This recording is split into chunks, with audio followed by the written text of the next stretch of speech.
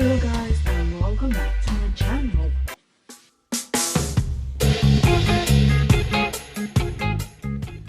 As a lot of you have requested me about my life and how I became the most famous general in France, I've decided to make that video and tell you a lot about my life and how I got here.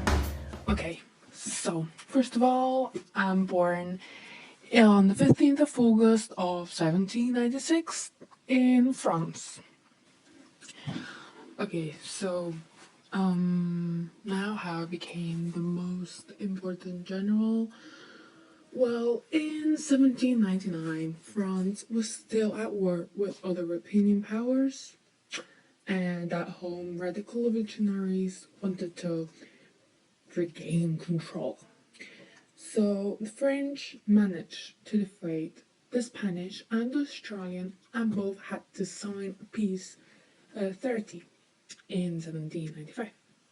So there, Napoleon Bonaparte, become the most famous general. I returned to France without permission in 1799 and signed power in Paris. I organized a military coup and established a new form of government called the consulate. Then I became a real ruler of France with the title of First Consul.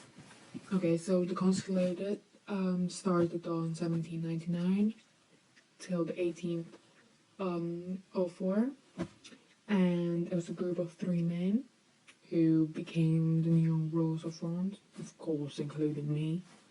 And I was the first consul for 3 years and acquired more power slowly, and I named myself permanent consul in 1802.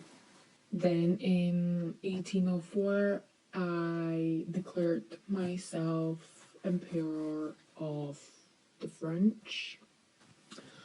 I tried to create a modern state and to consolidate France's expansion, and I created civil codes, control life education, introduced civil marriage, adoption, modernized Paris, and etc. And my foreign policy was the most important contribution. And as well, I expanded my empire as a result of numerous military victories over European territories. And in the lands that I conquered, I imposed enlightened and revolutionary policies, including constitutions that abolished absolute monarchy. So my policy could be divided in 2 phases, as people say, and the first one was from 1805 till 1807, where England and France was in war since 1803, and I was prepared for an invasion of England, but I was defeated at Trabajo in 1805. And the British Navy under Lord Nelson Leach defeated the French fleet. By 1907, I was at the height of my power, and I had to force peace on the most powerful countries on the continent on my own terms. I made revolutionary rulers of some other countries like Holland, Italy, Germany, and etc. But only Great Britain continued to defeat me.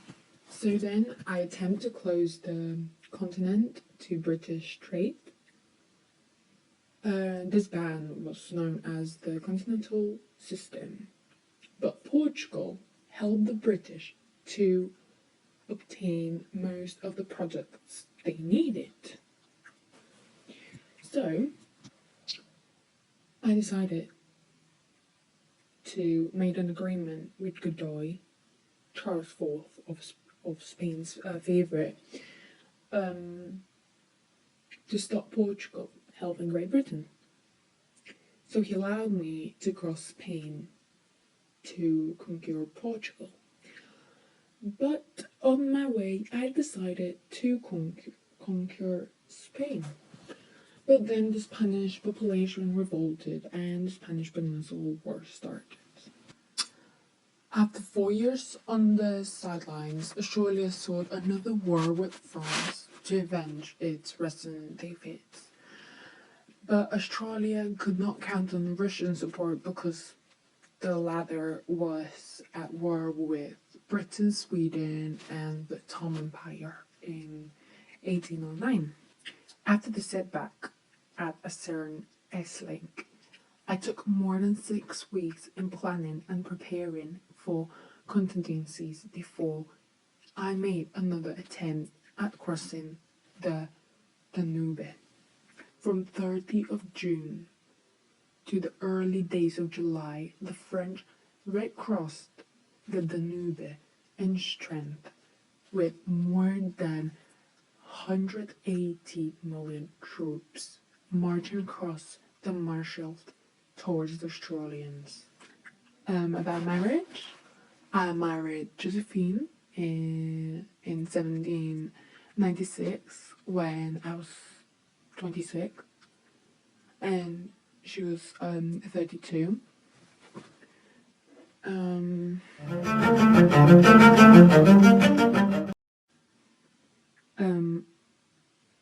She did not give me a child,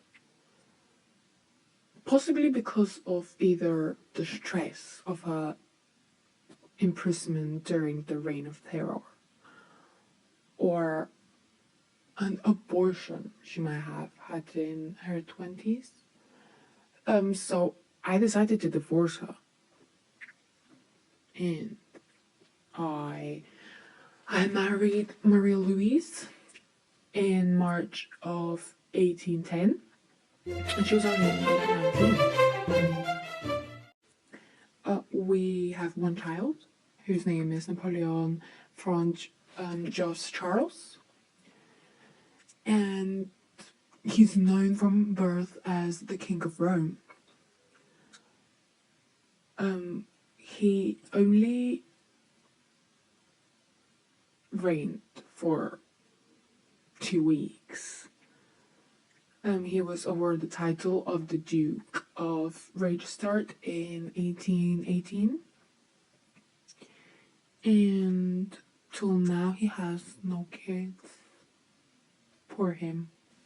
So that was it, guys. Hope you enjoyed. If you have any more questions, just write them down and I'll do video answering. And don't forget to like and subscribe. Bye. See you soon.